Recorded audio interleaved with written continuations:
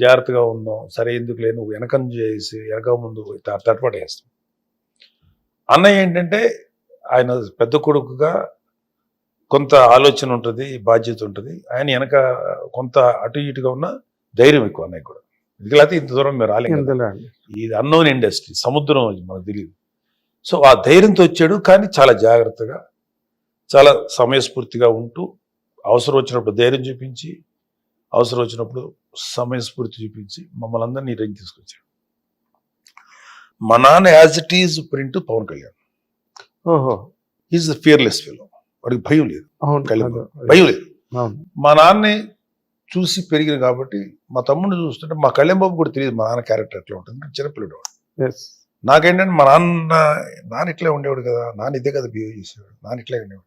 అదే మా కళ్యాణ్ బాబు ప్రింట్, మా నాన్న క్యారెక్టర్. అండ్ అలాగే మా నాన్నకి విపరీతమైన జాలి ఉండేది. ఏడ్చేవాడు ఒకసారి, ఎదుటివాడు ఎవరికన్నా బాధలు పడితే ఆయన దగ్గర ఎంత డబ్బులు నాకు డబ్బులు ఇచ్చేవాడు. ఆయన కూడా ఎంత మాకంత మా నాన్న excise department sub inspector, circle inspector, ఆ రేంజ్ చేసిన ఆయన.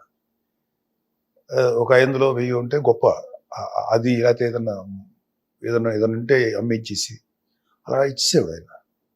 మమ్మ అడిగేది ఏంటండి ఇలా ఇచ్చేస్తే ఏంటండి, అవి వస్తాయిలే పర్లేదే, అవే వస్తాయిలే అనేవాడు. ఉద్యోగం ఉంది కాబట్టి ఆ భద్రత ఉందేమో కానీ అవే వస్తాయిలే అనేవాడు. మాకు చాలా కరువు అయింది అప్పట్లో. మా నాన్న శాలరీ ఎంత 600-700 రూపాయలు ఉండేది. అంటే సర్వైవల్ అవ్వగలిగే అంత శాలరీ. కానీ కాలేజీ ఫీజు కట్టడానికి కూడా 10 సార్లు ఆలోచించలేదు.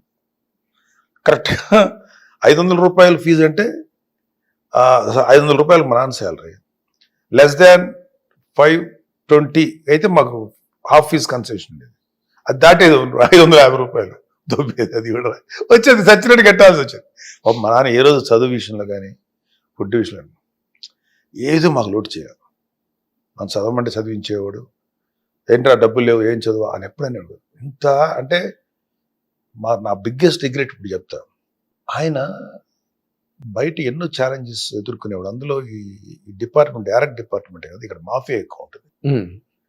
మామూలు క్రైమ్ అక్కడ ఉండే మాఫియా వేరు, ఇది separate kind of organised mafia. ఇది ఈ మాఫియాని ఎదుర్కోవటంలో ఆయన చాలాసార్లు రిస్కులు తీసుకొని స్ట్రెస్లు తీసుకొని వచ్చేవాడు. మాకు ఎంతసేపటికి మా నాన్నంటే భయమే తప్ప, అరే నాన్న నువ్వు ఎలా ఉన్నావు, నువ్వేం చేస్తున్నావు, నువ్వు టైంకి తింటున్నావా నాన్న, అట్లీస్ట్ నీ ఆరోగ్యం ఎలా ఉంది, అవేమి అడిగేవాళ్ళం కాదు. భయం. ఆయన మాట్లాడితే మాట్లాడేవాళ్ళం. ఎప్పుడైనా కొద్ది గొప్ప నేనే షేర్ చేసుకునేవాడిని. ఈ రోజుకి అంత కష్టపడి మాకింత జీవితాన్ని ఇచ్చిన మా నాన్నని, నాన్న నువ్వేంటన్నా ఒంట్లో బాగాలేదా అని, నువ్వు ఎలా ఉన్నావు నాన్న, నువ్వు నైట్ భోంచేసావా, లేటుగా వచ్చావు కదా, ఇలాంటి మాటలు అడిగేవాళ్ళం కదా. ఇంత స్వార్థపూరితంగా ఎలా ఉన్నావు మేము, భయం అనే ఒక దీంట్లో అది చేయలేకపోయే అనిపించేది. బట్ పెద్ద అయిన తర్వాత ఆయనకు మా దగ్గరికి వచ్చిన తర్వాత ఆయన హాస్పిటల్కి తీసుకెళ్ళటం, ఆయనతో వెళ్ళటం, ఇన్ని చేసినా ఆయన వయసులో పిల్లలు అడిగితే అరే నా బిడ్డ నా గురించి అడిగాడు అనే ఫీలింగ్ ఉంటుంది. అది మేము ఎప్పుడు ఆయన ఇవ్వలేకపోయాం, నేను ఇవ్వలేకపోయా. ఫస్ట్ మా చిన్న చెల్లి ఒక్కరి తెచ్చివ్వగలిగింది. దానికి ఎందుకు మరి మా నాన్న అంటే పెరుగుతున్న ప్రేమ, మా నాన్న అడిగేది అందుకని మా చిన్న చెల్లి అంటే చాలా ఇష్టం, మా మాధవ్ అంటే. సో దానికి ఉన్నంత సెన్స్ కూడా నాకు లేదేంటి అనిపిస్తుంది. సో అంత లైఫ్ ఇచ్చాడు. ఇప్పుడు వాళ్ళకి అంజనాదేవి, వెంకట్రావు అనే వ్యక్తులకి మేము అందరం పుట్టాం 5 మంది. వాళ్ళు లేకపోతే మాది ఇవాళ ఏంటి అంటే ఒక కార్యకారణ సంబంధం ఉంటుంది. వాళ్ళ వల్ల ఇక్కడ దాకా వచ్చాం. ఆయన ఇంట్రెస్ట్ వల్ల అన్నయ్య సినిమా ఇండస్ట్రీకి వచ్చాడు. వచ్చిన తర్వాత ఆయన పర్మిషన్తో వచ్చాడు, ఆయన యాక్సెప్టెన్స్తో వచ్చాడు, ఆయన ప్రోత్సాహంతో వచ్చాడు. వచ్చిన తర్వాత సాధించింది మళ్ళీ అన్నయ్య, అది వేరే సంగతి. బట్ నీకు వెళ్ళటానికి ఎంతమంది ఫాదర్స్ పిల్లల్ని సినిమా ఇండస్ట్రీకి పంపుతారు? ఈ రోజుకి పంపటం. ఆడపిల్లని అసలు అవుట్ ఆఫ్ క్వశ్చన్, మగ పిల్లల్ని ఎవరో ఏముంటారు ఆ ఇండస్ట్రీ, ఏం బాగుంటుంది లైఫ్ అని. సో అలా అనలా మా నాన్న. ఆయన వెళ్ళండి రా, ట్రై చేయనన్నా, ఒక 1 year కాకపోతే 2-3 years ట్రై చేయనన్నా. ఒకవేళ 3 years కూడా రాలేకపోతే నీకు రానట్టే, ఇప్పుడు వెనక్కి వచ్చేసి ఏదో జాబ్ చేద్దాం, ఏదో చూసి పెడతాను జాబ్ మా డిపార్ట్మెంట్లో చేద్దాం కానీ. సో ఈ రేంజ్ ఆఫ్ ఎంకరేజ్మెంట్ ఇచ్చాడు.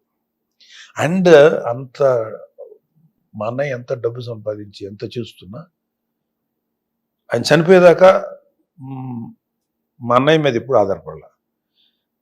కానీ మా అన్నయ్యకి ఏంటంటే నాన్నకి ఏదైనా గిఫ్ట్ ఇచ్చాడు అనుకో, గిఫ్ట్ ఇస్తే ఎందుకురా ఆయన నచ్చేది కాదు, ఎందుకంటే పాపం నా కొడుకు అంత కాస్ట్ ఎందుకని ఆయన ఫీలింగ్. అన్నయ్య ఏమో నేను ఇంత ప్రేమగా ఇస్తే ఈయన తీసుకోవడం ఏంటంటే బాధ ఉండేది మా అన్నయ్య. ఏ కొడుకే అది బాధ ఉంటుంది కదా, నీవు అది ఎంత ఎందుకు నేను ఇస్తున్నా కదా తీసుకోవచ్చు కదా అనే ఫీలింగ్ అన్నది. ఆయనకే మాది. సో వీళ్ళిద్దరి గురించి నాకు తెలుసు, నేను మధ్యలో చూస్తూ ఉండేవాడిని విట్నెస్గా. ఇద్దరిది కరెక్టే. సరే అట్లా అట్లా ఆయన ఎప్పుడు కూడా మా కొడుకుల మీద ఆధారపడిపోయి వీళ్ళ మీద మనం బతక అసలు ఎప్పుడు లేదు. చనిపోయేదాకా ఇండిపెండెంట్గా ఉన్నాడు. ఆయన శాలరీ, ఆయన జీతం, పెన్షన్. ఆఖరికి ఏంటి ఇంకా అన్నయ్య దగ్గరికి వచ్చిన తర్వాత ఆయన కొడుకు చూస్తున్నాడు ఇక్కడ నన్ను, నేనేం చేయాలని చెప్పేసి ఆయన ఉన్న సొంతంగా కట్టుకుని ఇల్లు అమ్మేసేసి అదేదో మా అన్నయ్యకి ఇచ్చి ఉంచుకున్నాను, నాకేందో అట్లా అలా అంత మంచి ఫాదర్. కోపం ఒక్కడ తప్ప ఆయనకున్న హ్యుమానిటీ అంత రాను భక్తుడు అయిపోయాడు. ఆయన ఆంజనేయ స్వామి భక్తుడు అయిపోయాడు. విపరీతమైన డివోషన్, కొంత ఎమోషన్. చనిపోయేదాకా ఆ కోపం అది ఎట్లా ఉంది, కాకపోతే ఇంటెన్సిటీ బాగా తగ్గిపోయింది. బట్ ఆయన లాస్ట్ డేస్ అంటే లాస్ట్ మా దగ్గరికి వచ్చినప్పటి నుంచి ఆయనతో బాగా స్పెండ్ చేసాం, ఆ సాటిస్ఫాక్షన్ ఉంది.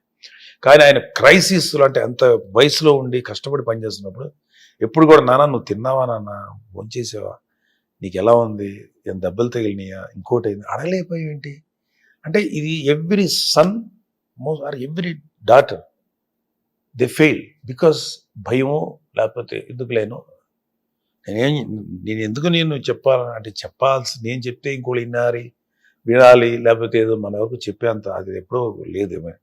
నేనేమంటానంటే you go to your father and SIT with you, అడుగు నాన్న నువ్వు ఎట్లా ఉన్నావు నాన్న అడగండి,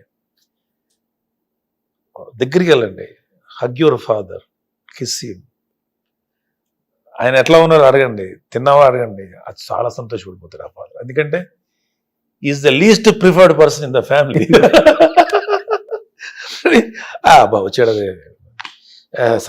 అసరా బాబు ఇంటికి వచ్చాడు తలకాని ఇట్లాంటివి మాట్లాడుతాం తప్ప పైగా గొప్పగా ఫీల్ అవుతారు ఫ్రెండ్స్ ముందు. ఓ మావాడున్నాడే మా నాన్న, ఈ పనికి మాల ఆలోచన. No don't do that. నువ్వు వాళ్ళే కదా జన్మకారకులు, వాళ్ళు వదిలేసిన వాళ్ళు నిన్ను దూరంగా పెట్టినా కూడా గౌరవించేయి అంతే, నీకు వేరే ఆప్షన్ లేదు. అలాంటిది